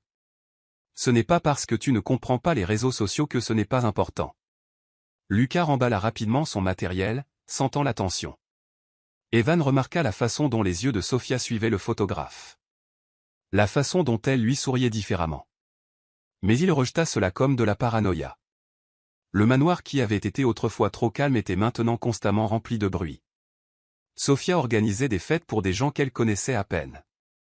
Des événements qui existaient principalement pour être photographiés. Elle passait des jours à planifier les clichés parfaits. Evan se retrouvait à se cacher dans son bureau pendant ces événements. Incapable de supporter la performance, il s'asseyait à son bureau, soi-disant pour examiner des papiers, mais en réalité pour éviter la foule d'inconnus dans sa maison. Un soir, il passa devant la chambre d'enfant que sa mère avait décorée. La pièce était restée fermée à clé depuis le départ de Laura. Il ouvrit la porte pour la première fois et se tint sur le seuil, regardant les murs jaunes et le berceau vide, et quelque chose se brisa dans sa poitrine. Et si Laura avait dit la vérité? Et si le problème n'avait jamais été elle? Il chassa cette pensée. Il était trop tard pour les regrets. Laura était partie. Il avait choisi Sophia. Sophia annonça sa grossesse sur les réseaux sociaux avant de le lui dire. Evan apprit qu'il allait être père en voyant l'annonce apparaître sur son téléphone. La publication était minutieusement mise en scène avec des photographies artistiques et une légende pleine d'émojis. Il rentra ce soir-là et la trouva en train d'organiser une baby shower. Tu aurais pu me le dire en premier. Je te l'ai dit en premier. Juste pas très longtemps en premier. D'ailleurs, mes abonnés me le demandaient. Tes abonnés sont plus importants que ton mari? Ne sois pas dramatique. Tu le sais maintenant. Quelle différence cela fait-il? Il voulait lui dire la différence. Il voulait lui expliquer que ce moment aurait dû être intime et privé, mais il savait qu'elle ne comprendrait pas. L'organisation de la baby shower consuma entièrement l'attention de Sofia. Elle engagea un organisateur d'événements, un photographe et un traiteur. Chaque détail devait être parfait pour la caméra. Rien n'était pour eux. Tout était pour le public. Je veux inviter ton ex-femme, annonça Sofia un soir. Evan leva les yeux. Quoi? Ta première femme, Laura. Je veux l'inviter à la baby shower. Pourquoi diable voudrais-tu faire ça? Sofia sourit. Et ce n'était pas un sourire bienveillant. Parce que ça fera un contenu incroyable. La première femme stérile regardant la seconde femme fertile célébrer son bébé. Les gens vont adorer. C'est cruel. C'est malin. D'ailleurs, elle a probablement tourné la page maintenant. Tout ira bien. Evan aurait dû dire non. Aurait dû protéger Laura de cette humiliation finale. Mais une partie de lui, la partie vengeresse qui lui en voulait encore de l'avoir fait se sentir inadéquat, voulait qu'elle voie ce qu'il avait maintenant. Alors il accepta. L'invitation fut envoyée. Evan la regarda partir et sentit quelque chose de désagréable dans sa poitrine, qui aurait pu être sa conscience. Le jour de la baby shower arriva. Le manoir Carter fut transformé en un paradis pastel.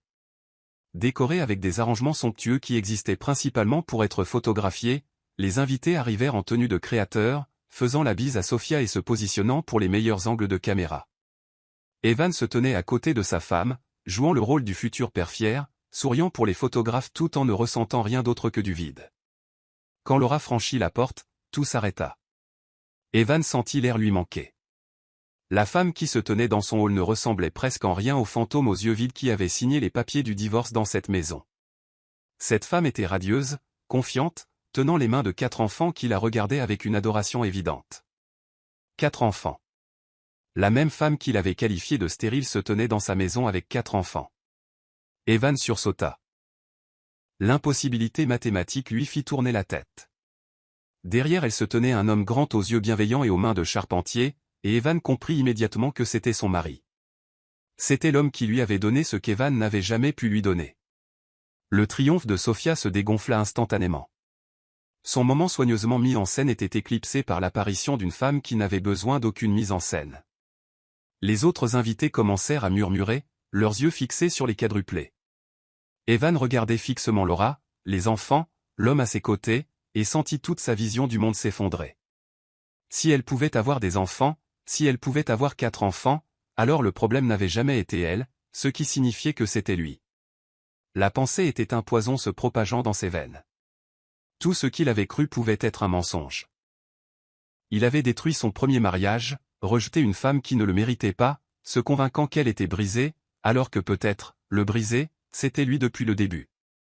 Il regarda Laura se déplacer dans la fête avec grâce, regarda ses enfants charmer tout le monde, regarda son mari la regarder avec un amour évident, et Evan Carter comprit avec une certitude écrasante qu'il avait jeté la seule chance de bonheur qu'il ait jamais eue.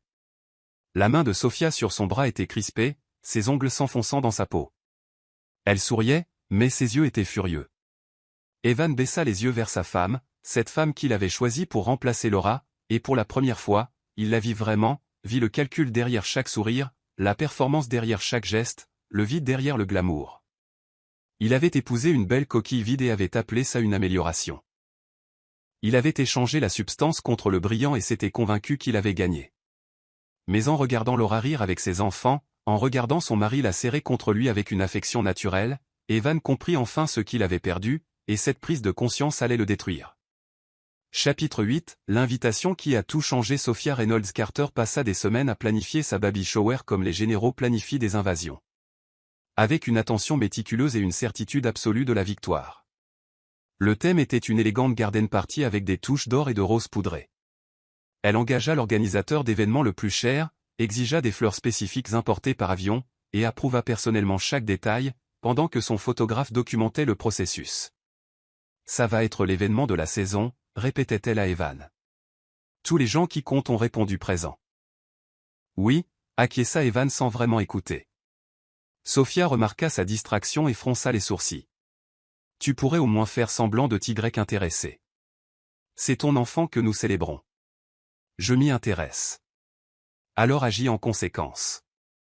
J'ai besoin que tu sois présent et souriant pour les photos. Tu peux gérer ça? Il le géra. Leur mariage s'était installé dans un schéma où elle exigeait et il acquiesçait. L'invitation à Laura avait été l'idée de Sofia. Mais Evan avait accepté avec empressement. Une partie de lui voulait qu'elle voie ce qu'il avait construit sans elle, voulait qu'elle soit témoin qu'il avait tourné la page. Sauf qu'il n'était pas heureux. Il était prospère, riche et marié à une femme qui était parfaite sur les photos, mais le bonheur restait insaisissable. Le jour de la fête arriva avec un temps parfait, et les plans de Sofia s'exécutèrent sans accroc. Les invités arrivèrent dans des voitures de luxe, tendirent leurs invitations aux voituriers et entrèrent, se positionnant déjà pour les angles de caméra. Le photographe que Sofia avait engagé, Lucas, était partout avec son appareil. Evan remarqua la façon dont Sofia souriait à Lucas, la façon dont elle touchait son bras en donnant des instructions, la façon dont il l'appelait « Sophie ». Comme s'ils étaient plus intimes qu'ils ne devraient l'être. Mais il écarta cette observation. Il se tenait à côté de Sofia pendant qu'elle accueillait les invités, jouant son rôle, acceptant les félicitations avec un sourire qui semblait peint sur son visage. Sofia vérifiait constamment son téléphone, surveillant l'engagement sur les publications déjà en ligne. « Souris plus », siffla-t-elle entre deux invités.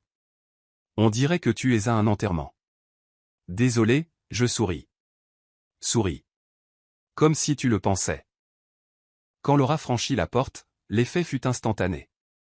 Les conversations s'interrompirent. Les têtes se tournèrent. L'énergie dans la pièce changea. Evan la fixa. La femme qui s'avançait vers lui ne ressemblait que de très loin à la Laura dont il se souvenait. Cette Laura-là avait été pâle, les yeux cernés, se déplaçant dans le monde comme un fantôme. Cette Laura était radieuse. Sa peau était éclatante. Ses yeux brillaient. Elle se déplaçait avec une confiance qui venait de très profond en elle. Mais ce furent les 4 enfants qui firent s'arrêter son cœur. 4 enfants, tous de la même taille, clairement du même âge, s'accrochant à ses mains et regardant autour d'eux avec des yeux curieux. 4 impossibilités faites chair. Derrière eux marchait un homme grand aux larges épaules et aux yeux bienveillants, et Evan reconnut immédiatement ce qu'il voyait. C'était le mari de Laura. C'était le père de ses 4 enfants. Laura. La voix de Sofia était enjouée et fausse. Merveilleux, et tu as amené des invités. Ce sont mes enfants, dit Laura, la voix assurée, et voici mon mari, Tom. Le sourire de Sofia se figea une fraction de seconde. Des enfants, comme c'est charmant. Je ne savais pas que tu t'étais remarié.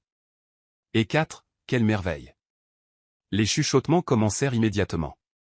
Evan entendit des fragments de conversation sur les quadruplés, sur la première femme se présentant avec des enfants, sur le délicieux drame. Ce n'était pas ainsi que Sofia avait prévu ce moment. Elle avait voulu afficher son triomphe sur la première femme stérile. Au lieu de cela, elle se faisait voler la vedette. Laura se déplaça dans la fête avec grâce, ses enfants polis et bien élevés, la main de son mari touchant occasionnellement son dos dans un geste si naturel qu'il témoignait d'une affection sincère. Les gens gravitaient autour d'elle, posant des questions sur les enfants, la traitant comme le miracle qu'elle était. Il ne pouvait s'arrêter de la regarder, ne pouvait cesser de faire des calculs dans sa tête. Quel âge avaient ses enfants? Ce qui signifiait que Laura était tombée enceinte peu de temps après l'avoir quitté. Peu de temps après avoir divorcé de l'homme qui la traitait de stérile, elle avait conçu des quadruplés. L'implication était stupéfiante. La seule variable qui avait changé était l'homme. Pas son corps, juste l'homme avec qui elle était. Ce qui signifiait que le problème n'avait jamais été elle. Ça avait été lui. Non. La pensée était impossible. Sa lignée était parfaite. Le problème devait être Laura. Mes 4 enfants ne mentaient pas. Ils étaient la vérité incarnée. Ils étaient la preuve que chaque supposition qu'il avait faite était fausse. Evan. La main de Sofia sur son bras était crispée. Arrête de la fixer. Tu es trop évident. Comment est-ce possible?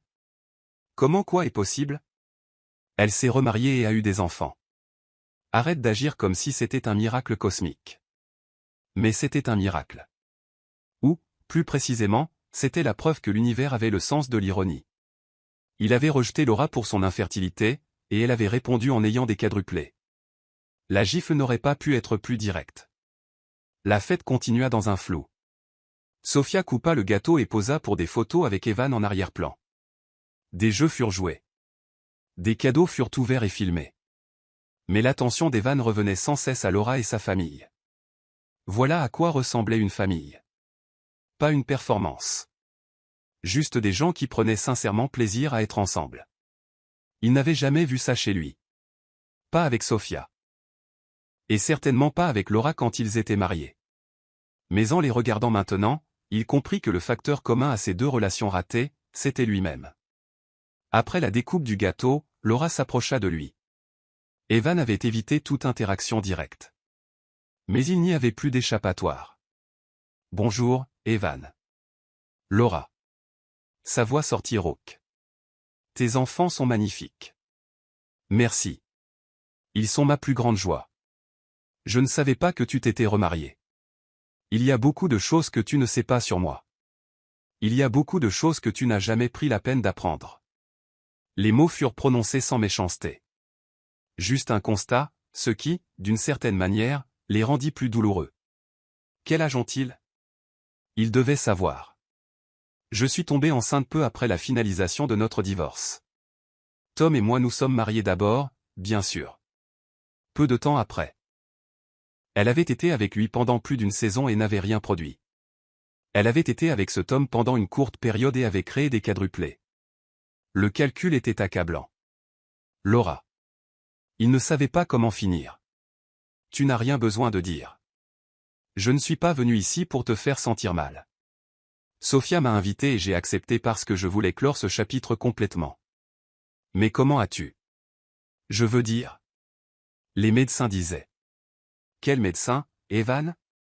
Nous n'avons jamais vu de médecin ensemble. Tu as refusé. Tu étais si certain que le problème venait de moi que tu n'as jamais envisagé qu'il puisse venir de toi. Qu'est-ce que ça veut dire? Laura le regarda avec quelque chose qui aurait pu être de la pitié. Ça veut dire que les corps savent quand ils ne sont pas en sécurité. Ça veut dire que l'amour compte plus que tu ne le penses.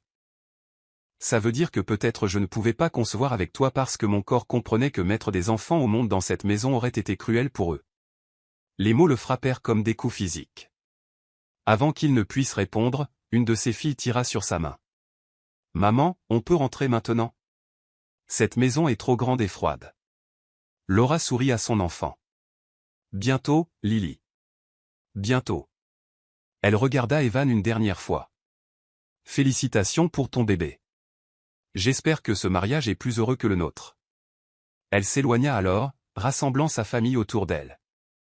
Et Evan les regarda partir, regarda la porte se refermer derrière eux, et sentit quelque chose s'effondrer dans sa poitrine. Sofia apparut à ses côtés, le visage rouge de colère. C'était humiliant. Elle a complètement gâché mon événement. C'était censé être mon jour. Elle était invitée. Je pensais qu'elle viendrait seule et triste, pas avec toute une famille. Tout le monde parlait d'elle au lieu de moi. Evan se tourna pour regarder sa femme, la regarder vraiment, et vit clairement ce qu'il avait évité. Elle ne se souciait ni de lui ni de l'enfant qu'elle portait. Elle ne se souciait que des apparences, des réseaux sociaux, d'être le centre de l'attention. « Je dois passer un coup de fil », dit-il brusquement. S'éloignant, il s'enferma dans son bureau et sortit son téléphone, cherchant dans ses anciens contacts jusqu'à ce qu'il trouve le numéro du médecin qui les avait examinés, lui et Laura, pendant leur mariage. Il fallut plusieurs appels. Mais finalement, Evan obtint l'accès aux dossiers médicaux complets de son premier mariage. Il s'assit à son bureau. Les papiers étalés devant lui, lisant des mots qu'il aurait dû lire il y a longtemps. Les résultats étaient dévastateurs. Les tests de Laura n'avaient rien montré d'anormal. Mais il y avait un autre dossier, un qu'il n'avait jamais vu auparavant. Marqué de son propre nom. Les mains d'Evan tremblaient en l'ouvrant. Les résultats des tests. Ces résultats de tests de la même période où Laura était examinée. Il avait été testé après tout, bien qu'il n'en ait aucun souvenir. Les résultats étaient clairs, cliniques, accablants, un nombre de spermatozoïdes très faible, une faible motilité, des anomalies structurelles. La conclusion médicale, le patient présente une infertilité, une conception naturelle et hautement improbable. Sa mère l'avait fait tester à son insu, avait reçu ses résultats, et les lui avait complètement cachés tout en le laissant croire que Laura était le problème. Les mains d'Evan tremblaient tandis qu'il appelait directement le médecin. « Pourquoi ne m'a-t-on jamais parlé de ces résultats » demanda-t-il, sa voix à peine contrôlée. Le médecin resta silencieux un long moment. « Monsieur Carter, votre mère vous a amené à mon cabinet pour ce que vous pensiez être un examen de routine. Elle a demandé que les tests de fertilité soient faits sans votre connaissance explicite. Quand les résultats sont revenus, elle m'a rencontré en privé. Elle a été très claire sur le fait que vous ne deviez jamais savoir que la réputation de la famille Carter ne pourrait supporter la vérité. Vous l'avez laissé me cacher ça. Vous m'avez laissé détruire mon mariage sur la base d'un mensonge. Elle était ma patiente aussi bien que vous, et vous n'avez jamais demandé le test directement, alors j'ai supposé qu'elle en avait discuté avec vous. Je suis profondément désolé si ce n'était pas le cas. » Evan raccrocha sans dire au revoir. Il resta assis dans son bureau, entouré de luxe et de succès, et comprit que toute sa vie était bâtie sur des mensonges. Sa mère n'avait pas seulement découragé les tests. Elle l'avait fait tester secrètement, avait reçu la preuve de son infertilité, et l'avait entièrement enterré pour protéger le nom de la famille. Et il avait été si arrogant qu'il ne s'était jamais demandé s'il pouvait être le problème. Laura n'avait pas été stérile. C'était lui. Les dossiers médicaux étalés sur son bureau le prouvaient sans l'ombre d'un doute. La femme qu'il avait rejetée aurait pu lui donner des enfants s'il avait été capable de lui en donner d'abord. Mais il n'en était pas capable. Il était celui qui était vide. Le brisé. L'échec. Et maintenant, il était marié à une femme qui ne l'aimait pas, portant un enfant dont il savait soudainement, avec une certitude écœurante, qu'il ne pouvait pas être le sien. Evan Carter resta assis, seul dans son bureau, tandis que la baby shower continuait à l'extérieur, et sentit son monde soigneusement construit commencer à s'effondrer autour de lui. Chapitre 9, les murs commencent à se fissurer. La baby shower se termina avec Sophia posant pour les dernières photos. Les invités partirent, bavardant sur l'apparition de la première femme. Les traiteurs nettoyèrent tandis que Sophia se retirait à l'étage pour examiner l'engagement sur les réseaux sociaux. Evan resta dans son bureau bien après que la maison soit tombée dans le silence. Les dossiers médicaux étaient étalés sur son bureau, comme des preuves sur une scène de crime. Chaque page confirmait ce qu'il ne pouvait plus nier.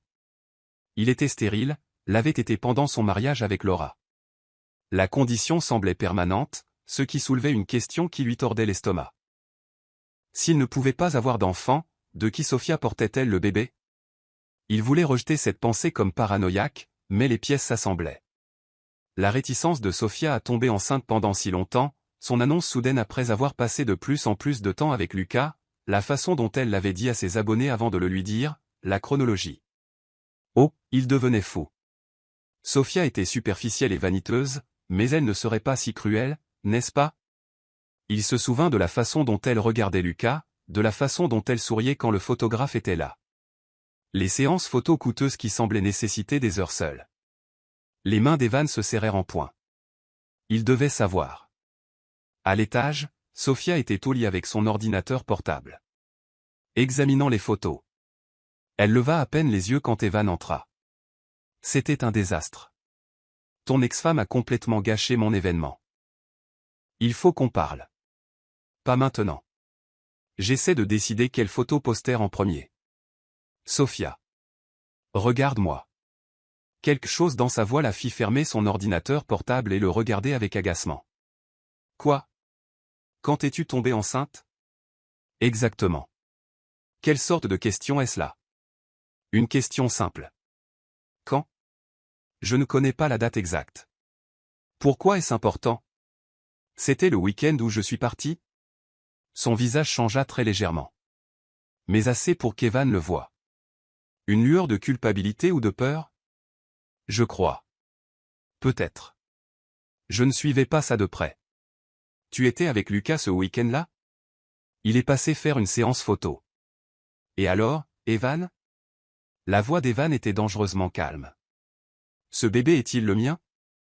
La question flotta dans l'air comme un gaz toxique. L'expression de Sophia passa par plusieurs émotions avant de s'arrêter sur l'indignation. Comment oses-tu me demander ça? Je suis ta femme. Bien sûr. Qu'il est à toi. Je suis stérile. J'ai les dossiers médicaux pour le prouver. Des dossiers que ma mère m'a cachés pendant mon premier mariage. Mais des dossiers qui existent néanmoins. Le visage de Sophia devint blanc. Quoi? J'ai été testé à mon insu pendant mon mariage avec Laura. Les résultats ont montré que je ne peux pas avoir d'enfant. Je n'ai jamais pu. Ce qui signifie soit que tu portes un bébé miracle, soit que cet enfant appartient à quelqu'un d'autre. Sophia se leva, resserrant son peignoir. Tu es fou. D'où ça vient? Parce que ton ex-femme s'est pointée avec des enfants? Ça change tout à notre sujet. Elle n'a jamais été le problème, Sophia. C'était moi. J'ai détruit mon premier mariage parce que j'étais trop arrogant pour admettre que j'étais peut-être le brisé. Et maintenant j'en ai la preuve médicale.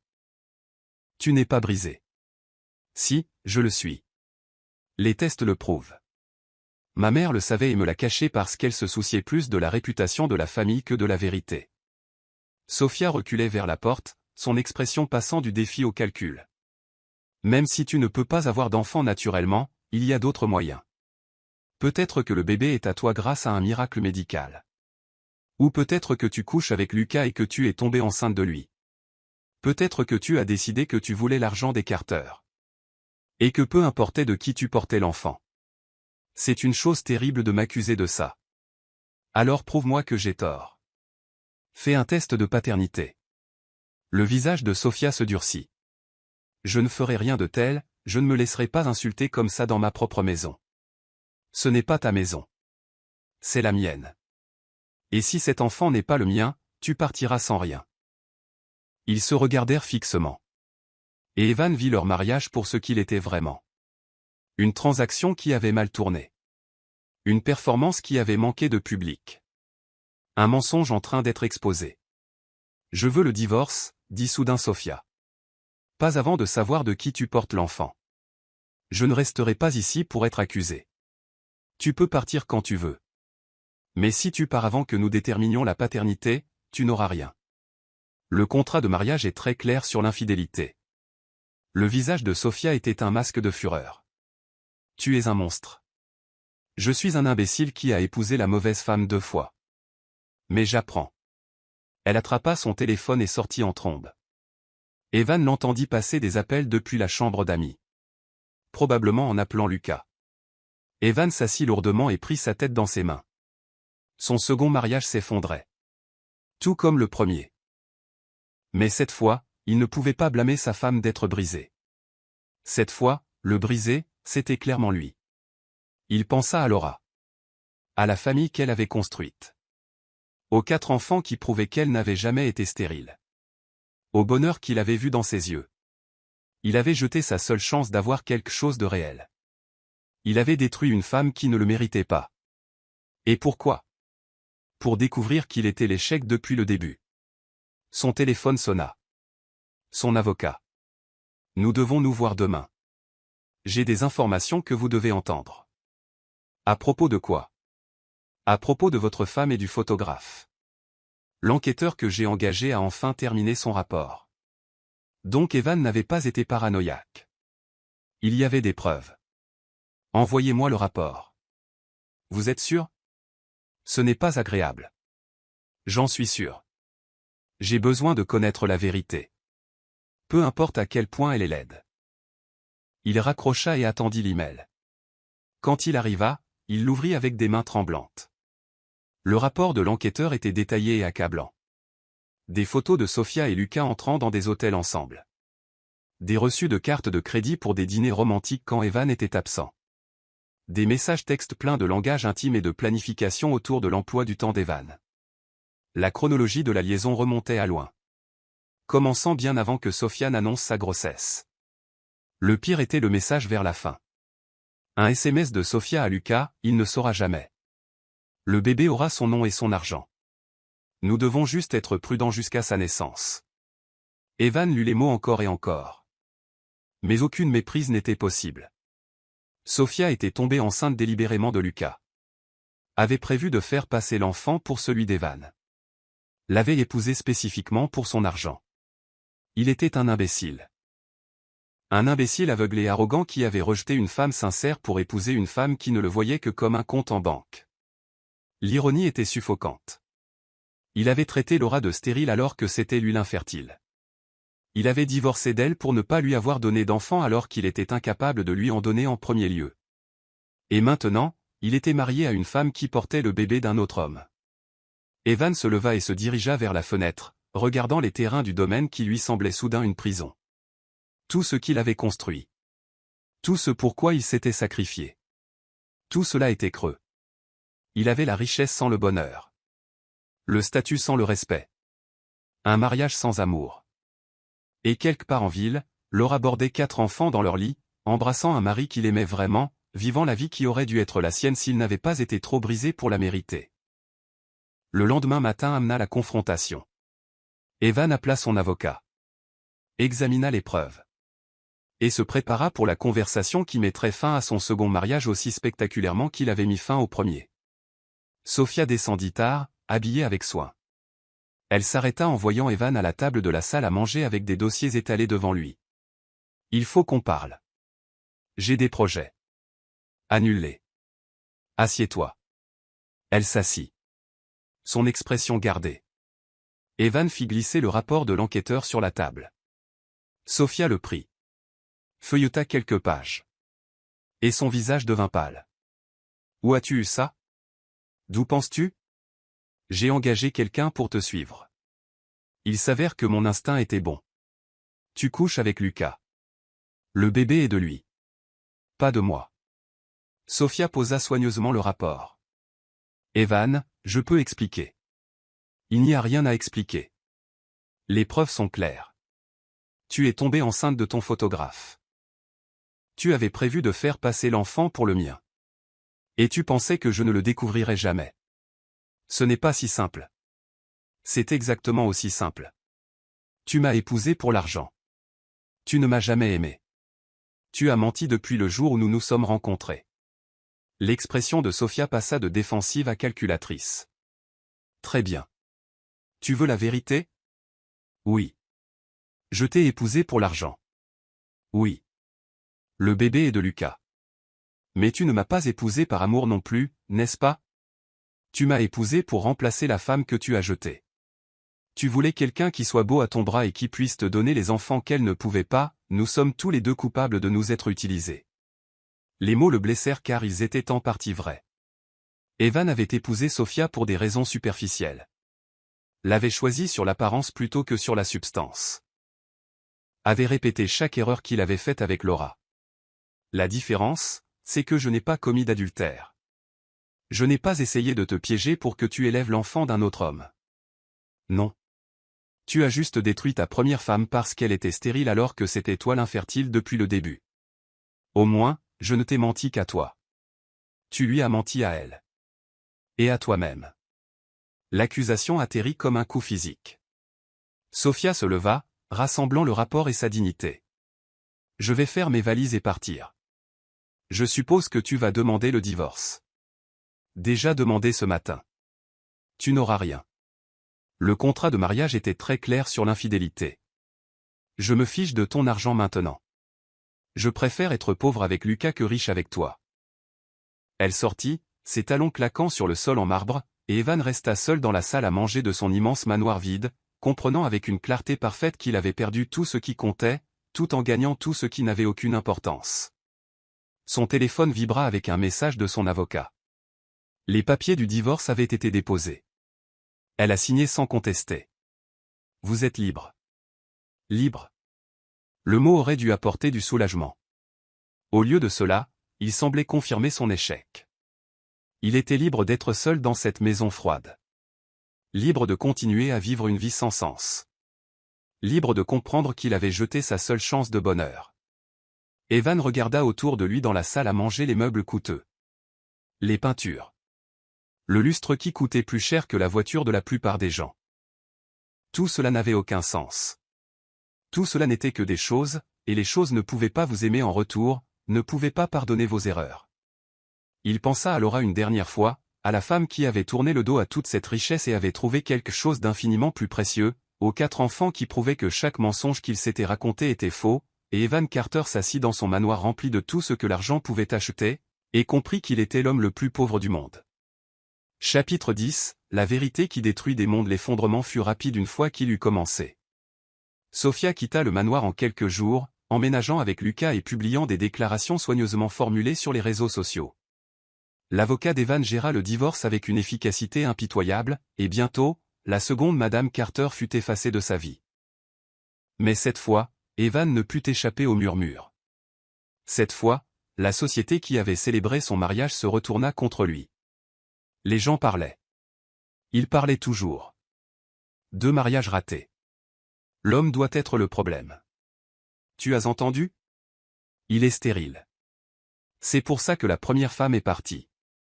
Le bébé de Sophia n'est même pas le sien. La vérité sur son infertilité se répandit dans son cercle social comme une maladie. Evan ne découvrit jamais qui avait divulgué l'information, mais il soupçonnait Sophia de l'avoir partagée avant de partir.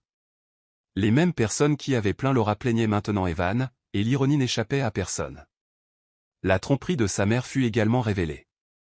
Les membres de la famille qui connaissaient les dossiers médicaux supprimés commencèrent à parler une fois le scandale éclaté. Plusieurs parents avaient soupçonné la vérité, mais étaient restés silencieux par loyauté.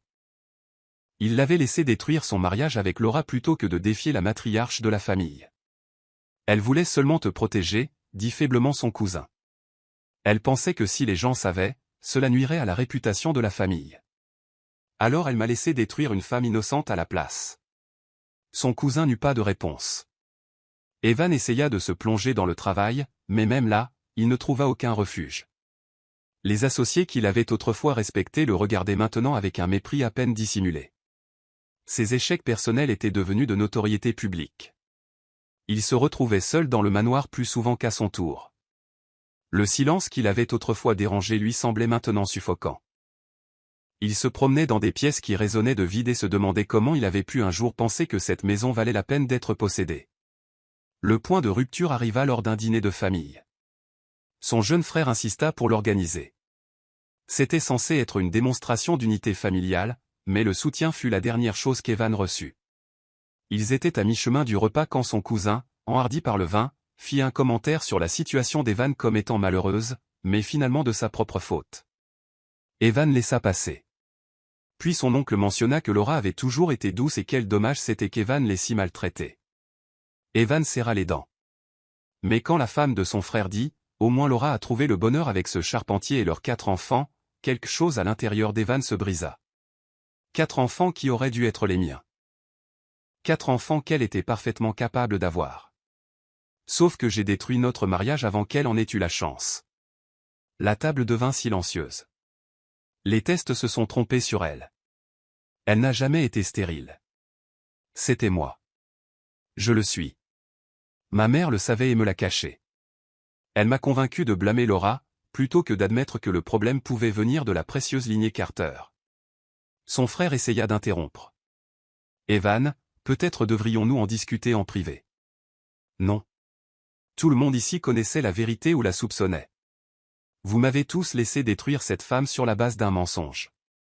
Vous avez tous protégé la réputation de la famille aux dépens de la vie d'une personne innocente. Nous essayons de te protéger, dit sa tante. En me laissant croire que j'étais parfait alors que j'étais brisé. En restant silencieux pendant que je jetais la seule femme qui se soit jamais sincèrement souciée de moi. Ce n'est pas de la protection. C'est de la cruauté déguisée en loyauté. Il se leva brusquement. Je dois partir. Il conduisit sans destination, ses mains agrippant le volant. Il se retrouva sur la route où vivait Tom Bennett. Bien qu'il n'ait pas consciemment décidé d'y aller, il avait cherché l'adresse après la baby shower, était passé une fois, avait vu la modeste maison avec la balançoire dans le jardin. Maintenant, il se gara un peu plus loin dans la rue et regarda par les fenêtres. Il pouvait voir Laura se déplacer dans la cuisine. Tom était là aussi. Et ce qui semblait être les 4 enfants. Ils préparaient le dîner ensemble, en riant. Toute la famille travaillant dans une coordination confortable. C'était ça qu'il avait jeté. Cette chaleur. Cette joie. Ce lien sincère. Il l'avait échangé contre du marbre froid et un statut vide. Un coup sur la vitre de sa voiture le fit sursauter. Tom était là, son expression indéchiffrable. Evan baissa la vitre. Je suis désolé.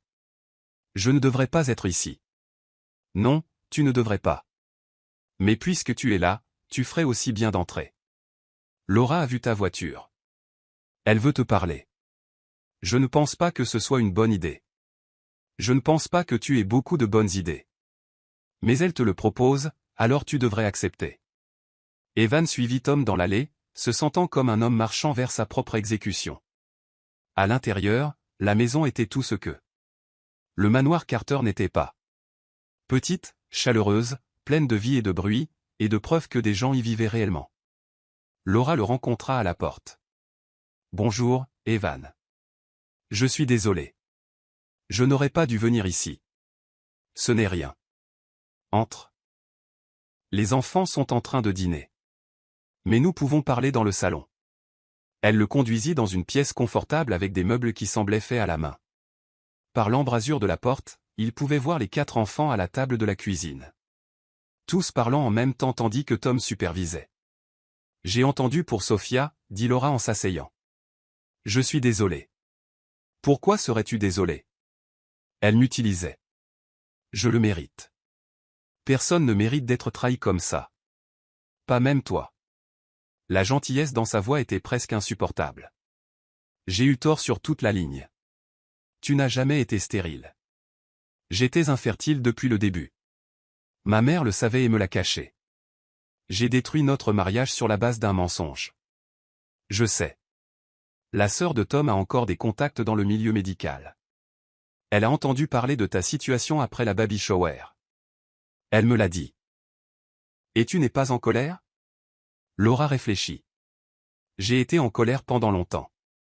Mais la colère est épuisante, Evan. Et j'ai 4 enfants qui ont besoin que je sois présente. Pas amère. Alors, j'ai laissé tomber. Comment peux-tu simplement laisser tomber ? Je t'ai traité de stérile. Je t'ai jeté dehors sous une tempête. Je t'ai blâmé pour mon propre échec. Parce que s'y accrocher ne ferait que me blesser. Tu dois vivre avec ce que tu as fait. Je n'ai plus à porter ce fardeau. Par l'embrasure de la porte, Evan pouvait entendre les enfants rire. L'une des filles racontait une histoire. Et Tom posait des questions. Ça aurait dû être ma famille. Non, répondit fermement Laura. Ces enfants sont nés de l'amour. D'un partenariat construit sur le respect et une affection sincère. Ils sont nés d'une terre qui pouvait les nourrir. Ils ne seraient jamais nés de notre mariage, Evan. Même si tu avais été fertile, ils ne seraient pas nés parce que notre mariage était empoisonné dès le début. Je l'ai empoisonné. Oui, tu l'as fait. Et je suis désolé pour toi. Parce que tu devras vivre avec cette connaissance. Mais je ne suis plus désolé pour moi. Parce que si tu avais été différent, si tu m'avais aimé, je serais encore dans ce manoir. Je n'aurais jamais rencontré Tom. Je n'aurais jamais eu ces 4 miracles. Alors, d'une manière terrible, ta cruauté m'a sauvé. Evan sentit des larmes lui brûler les yeux. Je ne sais pas comment réparer ce que j'ai cassé. Tu ne peux pas le réparer. Tu peux seulement en tirer des leçons. Et peut-être, si tu as beaucoup de chance, tu pourras devenir le genre d'homme qui ne referait pas les mêmes erreurs. L'un des fils entra en courant dans la pièce, s'arrêtant net en voyant Evan. Maman ? C'est qui ? C'est quelqu'un que je connaissais autrefois, Jacob. Il s'en va. Tom apparut dans l'embrasure de la porte, sa présence indiquant clairement que le temps d'Evan était écoulé. Laura le raccompagna à la porte, et Evan s'arrêta sur le seuil. Ils sont magnifiques. Tes enfants. Ta vie. Tout. Oui, acquiesça Laura. Elle l'est. Je suis désolé pour tout. Je sais que ça n'a plus d'importance maintenant, mais j'ai besoin que tu saches que je suis désolé. Je t'ai entendu, et je t'en libère. Rentre chez toi, Evan. Trouve un moyen de te pardonner, parce que moi, je l'ai déjà fait. Elle referma doucement la porte, et Evan retourna à sa voiture dans l'obscurité. Il resta assis derrière le volant pendant un long moment, regardant la maison qui brillait de chaleur et de vie. L'humiliation finale arriva quelques jours plus tard, non pas lors d'un autre événement planifié, mais par une coïncidence qui semblait orchestrée par le destin lui-même. Evan quittait le palais de justice après avoir signé les derniers papiers du divorce quand il rencontra Laura sur les marches. Elle était là avec Tom et les 4 enfants, apparemment pour une affaire juridique de routine. Les gens s'arrêtèrent pour regarder. la nouvelle du scandale s'était répandue, la vérité sur l'infertilité d'Evan, sur la trahison de Sophia. Toutes les personnes présentes connaissaient l'histoire. L'ironie était trop parfaite. Les gens sortirent leur téléphone, pas assez courageux pour filmer ouvertement, mais documentant clairement le moment. Evan resta figé. Laura s'avança vers lui, ses enfants se regroupant autour d'elle. Tom resta quelques pas en arrière, laissant Laura gérer ce moment elle-même. Evan. Elle prononça son nom assez clairement pour que la foule l'entende. J'ai entendu que ton divorce était finalisé. Je voulais dire quelque chose avant que nous partions. Il ne pouvait pas parler, pouvait seulement rester là à attendre la sentence. Tu m'as traité de stérile une fois. Tu m'as rejeté parce que tu pensais que j'étais vide à l'intérieur, incapable de te donner ce que tu voulais. Sa voix était ferme, sans colère ni amertume. Mais regarde-nous maintenant. Regarde ce que j'ai construit sur les ruines que tu m'as laissées. Elle désigna ses enfants, Tom, la preuve d'une vie pleinement vécue. Ces 4 belles âmes sont nées de l'amour, Evan. Un amour véritable. Pas la performance que tu exigeais de moi. Elles sont venues parce que Tom savait comment nourrir plutôt qu'empoisonner. Elles sont venues parce que j'ai enfin trouvé une terre où je pouvais m'épanouir. La foule était complètement silencieuse. Tous les yeux fixés sur le drame qui se déroulait. Et toi, l'homme qui se tenait dans son manoir et me traitait de vide, tu n'as rien. Pas d'enfant. Pas de femme qui t'aime. Pas de famille construite sur la vérité. Parce que voici ce que tu n'as jamais compris. La fertilité n'est pas une question de corps, Evan. C'est une question d'âme. C'est être capable de nourrir ce que l'on prétend vouloir. Tu n'as planté que des déserts tout en qualifiant la terre de stérile. Et maintenant tu te tiens seul dans tout ce vide que tu as créé. Elle marqua une pause, le regardant avec quelque chose qui aurait pu être de la pitié. La femme que tu as traitée de stérile a donné vie à l'amour même. L'homme qui était si fier. Sa voix était douce mais dévastatrice. Point tu ne peux pas donner la vie du tout. Non pas parce que ton corps est brisé, mais parce que ton cœur l'est. Et ça, aucun médecin ne peut le réparer. Elle se tourna alors, prenant la main que Tom lui tendait, leurs 4 enfants se déplaçant avec eux comme un témoignage vivant de tout ce qu'Evan avait jeté. Ils descendirent ensemble les marches du palais de justice, laissant Evan debout, seul, au sommet. Les murmures commencèrent immédiatement. Les téléphones apparurent ouvertement maintenant. L'homme qui avait autrefois commandé le respect se tenait isolé, regardant la femme qu'il avait détruite s'éloigner avec la vie qui aurait dû être la sienne. Evan baissa les yeux sur les papiers du divorce dans sa main et comprit qu'il n'avait pas seulement perdu 2 femmes. Il s'était perdu lui-même. Avait troqué son humanité contre de l'orgueil. Sa chance de bonheur contre des apparences. Son âme contre un manoir rempli de rien. Laura et sa famille disparurent au coin d'une rue, leur rire lui parvenant porté par le vent. Et Evan Carter resta seul sur ces marches du palais de justice, se noyant dans les ruines de son arrogance, comprenant enfin ce qu'il avait détruit et sachant qu'il était bien trop tard pour reconstruire. En fin de compte, la fertilité n'a jamais été une question de corps. C'était une question d'âme capable de nourrir ce qu'elles prétendent vouloir. Et certains hommes ne sèment que des déserts tout en qualifiant la terre de stérile.